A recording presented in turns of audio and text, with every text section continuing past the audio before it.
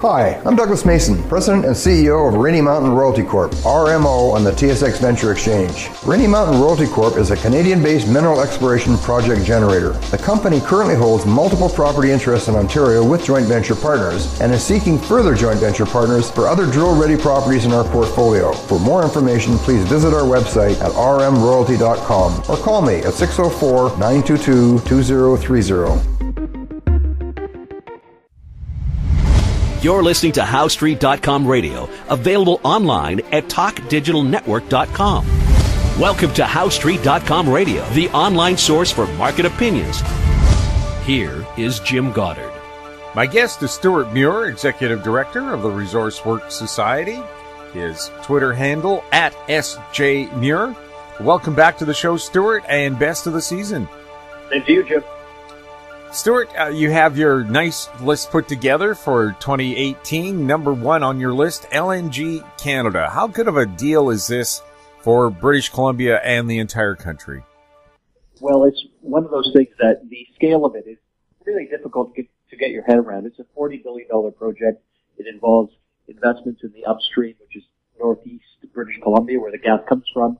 They've got to build a new $6 billion plus pipeline to move the gas to the coast, and then a huge investment on the coast at Kitimat to turn it into liquefied natural gas and put it on ships. And the scale of it is hard to get your head around. You know, there's so many people, 10,000 jobs will be created.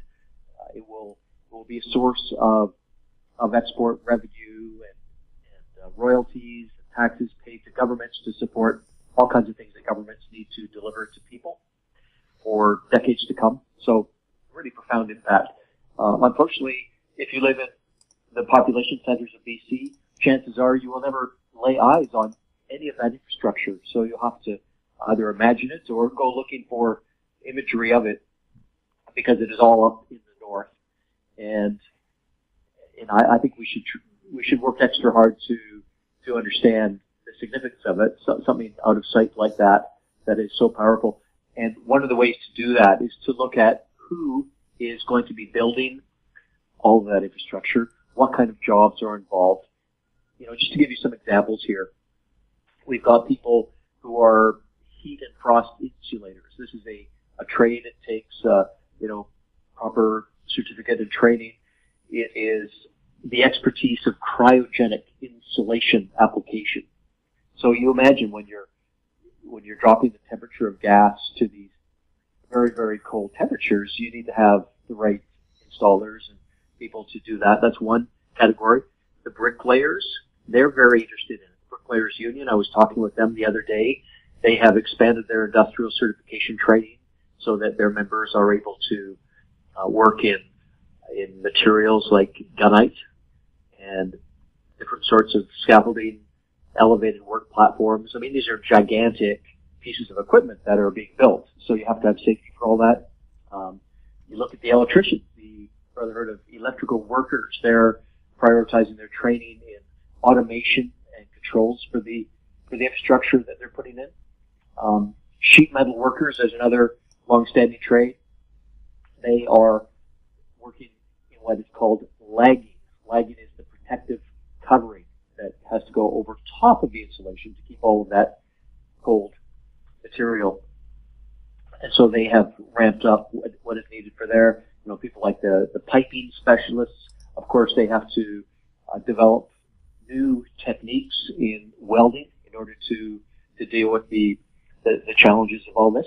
So very quietly out there in the world of trades and work, there's a lot going on right now to prepare the workforce for this as it advances. So that's, I think, just one of the reasons why I would rate the LNG Canada FID final investment decision back in October as the biggest story in natural resources in BC for the year. Now, the spillover, there must be suppliers and home builders and so on who are also excited about this. Well, you look in Kitimat, right away after the announcement, the stories were coming out that it was in the local real estate market, prices were going up. I think in Fort St. John, in Terrace, there has been for years now people making investments and decisions on how to ensure that there would be the kind of accommodation required. That's a long-standing story. It was one of ups and downs. There were some frustrations along the way. People didn't get the timing right, not because they misread signals, but I think some of the external factors in terms of how and when project decisions were made created a challenging atmosphere for those in that secondary investment area. But I think it is a matter of grit, determination of those who said, this is going to happen. We just need to align ourselves so we are able to get to that moment, and we'll be here ready to have the houses that are needed for workers and others who are coming into the economies. So that's been, just a quiet little story for sure. Stuart, has everything been approved? Aboriginal communities on side with it, environmentalists and so on, so there won't be any sudden court challenges to derail it like we saw with the Trans Mountain Pipeline? Well, in 2018, I think it's fair to say that there is a protest industry in BC. It's something that, although it doesn't really add anything at all to our economic productivity, we have strangely become an area of expertise in. I think that's rather unfortunate, but it's what comes when you have an open society, a democratic system where people can bring their challenges to courts. We see how it's tied up the Trans Mountain Pipeline in the courts, unfortunately. And in the case of LNG, we're seeing a little bit of legal challenge on the pipeline part of it. And I think that the fact that all of the First Nations governments who are along the pipeline corridor in northern BC are supportive, not just supportive, they have signed on to all kinds of business agreements with the pipeline company because they want to see the benefits. They don't have unlimited options in growing the economy. Contrary to popular myth, Ottawa does not shower money down on remote First Nations communities. They really have to go out and find the economic development opportunities themselves if they want to be able to advance their communities, as all of the chiefs do. I traveled that corridor myself last summer. I spoke to many chiefs, and it was the same story everywhere I went. As long as we can do what we do, preserving the environment, the First Nations, want to be engaged in these opportunities, no question about it. Now, no population is 100% homogeneous about anything, ever. So, of course, there's some people who are speaking up and saying, hey, we disagree with that. But the fact that the elected First Nations governments are all on side, I think, speaks volumes about what's actually going on there. And, the tendency for the media will be to cover where there's, a conflict. That's the nature of the beast. But the fact is that this is strongly supported as an environmentally sound project. It is going to remove the equivalent of 13 to 19 million cars from the road in terms of the lowering of pollution in the markets in places like China, in Asia, that are going to use this LNG. I mean, there's no question that this project is good for climate. Anyone who is saying otherwise, I think, is not drawing their facts from the established fact set. So it's, I think 2019 is going to be one in which the shovels are in the ground. Everything that needs to be built will proceed in the schedule intended. How long before we actually see LNG on its way to Asia? I believe the first cargo is, if not 2024, maybe 2023. It's going to be those, 4 or 5 years that is required to put all the pieces together. Very complicated undertaking. Now, of course, people were worried that there wouldn't be enough ships, but South Korea just announced it's building another 140 ships that can carry those giant golf balls full of natural gas. Is that good news as well? Oh, that is good news. Yeah. The fleet has been growing over the years. It so happens that one of the largest companies in the world, TK Shipping, has had a profile in Vancouver for many years. I think last time I looked, they were about the third largest LNG tanker ship company in the world. And to have that expertise in Vancouver is pretty interesting. And in 2019, one of the things that I think will come out is the different ways that the LNG economy is starting to become a serious driver of the whole Canadian economy. In fact, just last week, the Alberta government appointed a panel led by two longtime industry experts, Greg Stringham and John Carruthers, to study how Alberta can be involved in the LNG economy going forward. Now, that's interesting because in the past, I've always felt that the attitude in Calgary, in the oil patch, was that you've got the big pieces, the oil sands primarily, and then you've got, this other thing, LNG, that years ago no one was really that excited about in Calgary. But I'll tell you, that has changed. One of the reasons for that is that the geological understanding of the Montney Shale in northern BC has grown to the point where we believe that there is 10 billion barrels of oil. It's not just natural gas in the Montney Shale because it has wet gas, so liquids in it. And that's, I think, part of the story. The other thing is the geology itself is very high quality compared to a lot of the places in the U.S. where the rock is a challenging aspect of it. The shales we've got here are just better, easier to work with, and very high quality gas in the Montney. And that's a factor that the world has noticed. I was just talking with an expert from the United Kingdom who works with one of the largest oil companies in the world, who was commenting on that very fact, that it's well known that Canada's shales have got this attribute. And I think as the years go by, there is going to be greater recognition of this. And next month, I'm looking forward to meeting with the new LNG panel from Alberta to provide a West Coast perspective on LNG. We'll have more with Stewart Muir right after this. Avon Resources Limited is a gold exploration company with significant projects in British Columbia, Saskatchewan, and the Yukon. Trading on the TSX Venture Exchange, symbol ABN, and the pink symbol ABN-AF. Surrounded by world-class gold deposits and mines, Avon's 23,000 hectares Forest Kerr Gold Project is located in the heart of the Golden Triangle in northwestern BC. For more information, visit us at avonresources.com.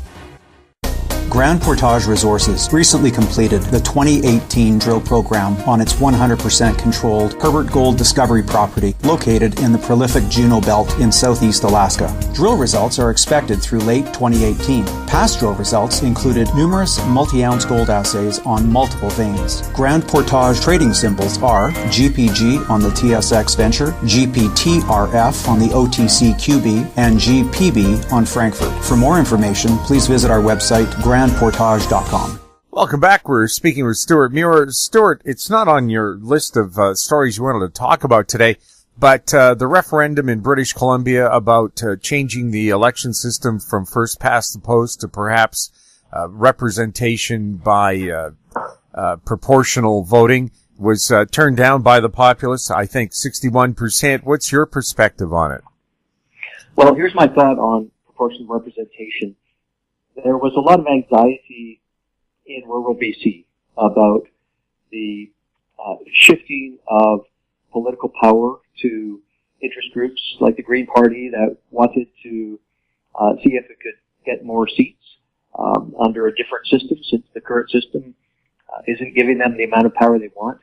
The ruling on this question from the people of BC was clear, that we prefer a majority government system where decisions could be made to exert the will of the people.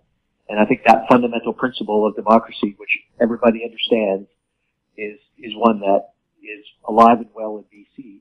So the idea that, you could have, what has historically in BC been a fringe party basically dictate the direction of government is one that I think people are saying, well, we're not so sure about this. In fact, not merely not so sure about it, we don't want it. And, on the other side of that, you could, of course, have situations where if people had said, let us go with proportional representation system, you would probably see the BC Conservative Party, for example, become a much more understood brand and one that would attract probably a lot of votes. But of course, that's not going to happen. And having watched those two previous referendums over a decade ago quite closely, because I was at that time covering this area in Vancouver Sun, I thought that the processes that were in place were depoliticized. That you had the citizens' commissions that were brought together to deliberate on what the question is to put on the ballot.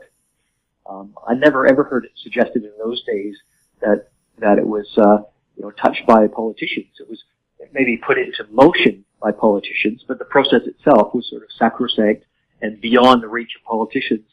And I think a lot of the commentary we see on this occasion is that that wasn't the case at all. Far from it. The very opposite. It was highly politicized. And so I think that may have been part of the factor. But one of the comments I thought was interesting was it might have been Vaughn Palmer pointing out that the level of response this time was about the same as in 2009. 60% against, same thing. Nothing's changed. If anything, it's a little bit stronger against proportional representation. So hopefully all the politicians involved will accept this as the will of the people, and we won't see this whole question come up. We can focus instead on having a healthy, strong economy that creates jobs for people, and that's what it's all about when it comes to what people expect from their governments. Was the Green Party its own worst enemy in this case? Well, it certainly gives the impression that it was willing to sacrifice its stated principles in order to take part in a quest to reshape the democratic processes. And now, having failed to do so, some supporters of the Green Party might well be asking, well, if I voted for you because I thought you would oppose this hydro project or that LNG project, and you've actually supported both of those, I'm not sure that you've been straight up with me. So I think that's going to be probably an issue that the Greens will have to deal with amongst their supporters. They'll have to come clean on that, have a heart-to-heart discussion with their supporters. Maybe that's not a bad thing that they've taken that approach. I'm not necessarily criticizing it myself, but I do think it will stand out as a conflict that needs to be resolved internally for them to succeed as a movement. Well, we also got, Andrew Weaver earned the nickname Dr. No because it seemed that the Green Party was opposed to anything that seemed to be positive for the BC economy. There is a bubble that Dr. Weaver inhabits in Victoria. I think there's a lot of folks there. Maybe they work in the public sector. They aren't really even conscious that for most people out there, you don't have a pension. You don't get these automatic annual raises. You don't have tenure that you can't be fired no matter how bad a job you do. Vast majority of people live very differently than the Victoria elites who are in these prized, high-paying roles. And I think there's perhaps a bit of a wake-up call there. We'll have more with Stewart Muir right after this. Hi, I'm Douglas Mason, President and CEO of Magnum Gold Corp, MGI and the TSX Venture Exchange. A 2015 drill program on the LH property intersected several high-grade gold intersections, including 11 meters of 20.66 grams per ton gold. Additional drill targets on the LH property have been identified by a 2018 drone airborne magnetic survey to further evaluate a pyrrhotite-enriched gold-bearing system. Please visit our website at magnumgoldcorp.com.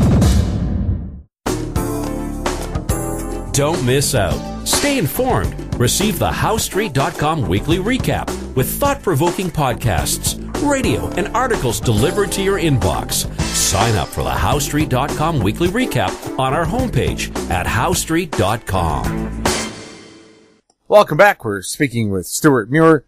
Stewart, is there a sharper focus on the emerging low-carbon economy in Canada, and what does that mean for all of us? Well, there definitely is. And and that's another of the big stories in 2018. It's not a story that had as many sharp points on it, such that it was in the news a lot. But I think, nevertheless, there's a lot of activity in so many different areas. I see it heavily in the mineral sector, in mining. That's an area, if you look at things like copper, the rare earth minerals, that is going to be so essential to the high technology, lower carbon economy that everyone believes is not only coming, but needs to come. And I think we've seen in this past year, especially, the whole mining industry thinking shift on its axis to put that front and center in almost everything they do. I've recently looked at the Canadian Minerals and Metals Plan. They're trying to ignite innovation in the mining sector, and there are just so many areas. I mean, you think of mining, perhaps if you don't follow mining closely, you might think of it as a lot of digging around in the dirt. Well, there's certainly that, but people inside mining are so focused on the technology, on community benefits, on the discovery of assets for the next generation. Now, it's a very challenging area to work in Canada. Very challenging because you can see good proposals that run into some kind of, whether it's indigenous issues that are not easy to resolve, or local communities. We had an excellent mine proposal for Kamloops, the Ajax mine. That has not gone ahead because of local community opposition. And so, no matter how much the technology is evolving, you have all the social issues too. But when you look at the advances in 3D mapping, they can have, they call it the digital mine. You can actually visualize on a computer screen what that mine looks like in 3D. You can turn it around like it's a hologram. It's amazing stuff that they're doing with machine learning. You look at the minerals used for smartphones, electric vehicles, the rare earth elements. Those are quite distributed around the world, but it can be very costly and energy intensive to develop them. We do have, especially in the Ring of Fire, we have a lot of rare earth minerals, and it hasn't been as big as some areas of the world, but I think we have 6% or so of rare earth element production here. We have minerals like chrome, which is needed in stainless steel. It's used in kitchen appliances, utensils, medical tools, all that. We have good supplies of that in Canada, so there's a lot of interest in producing that. The connection between mining and energy efficiency is also very important, because in 2018, with the climate commitments that Canada is signed onto as a country, all this focus on reducing energy intensity, in finding ways to use or burn less fuel and find alternatives.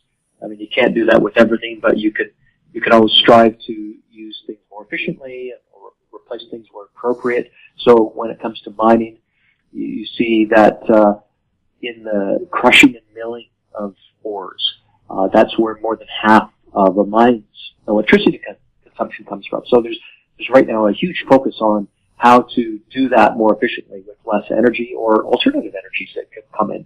We've seen, I think, Teck in British Columbia introduce lower emission mine vehicles and having some success with that. You look at telemetry and GPS, the use of this in making all the processes more efficient because they could talk to each other. You could, avoid collisions so things don't drive into each other, managing their fleets and guiding their drills and their surveying, tying all that together. I've been in Calgary. There's a number of sites there. One of them I visited recently. It's where they control the fracking process from an office tower downtown Calgary. They can see how a hydraulic fracturing operation is going. They can see what they need to go towards or away from as that drill several kilometers below the earth is making its way through the rock. Fascinating to see that live in action, believe me. Another big area, we had a conference in Vancouver last summer that opened our eyes to it. The Resources for Future Generations Conference, a very good effort. Water management, recycling, minimization of water use, and long-term tailings storage, that kind of thing. These are all very important. And, there's some other areas too, but I think next month at the BC Natural Resource Forum in Prince George, we'll be seeing the mining folks talking about this whole area as part of what they want to see in future. What's the big picture for the future of oil? Well, we're probably this year. It's hard to say exactly when, but could be even right now. The world is crossing the 100 million barrels a day threshold. It's a massive amount of oil production. And one of the statements that would come from that is that, look, oil is not going away anytime soon, even though we do hear a lot of talk about the negatives, the very real negatives of oil. It's also the case that reliance is growing. And part of the reason for that is it's not that we in Canada, in countries like Canada, are using a lot more oil. It's that emerging economies are the ones that are very quickly coming up to probably similar kinds of consumption levels as developed countries. And India, China in particular, are massive consumers of oil. And it's going to be decades before that flattens out. It's going to be increasing.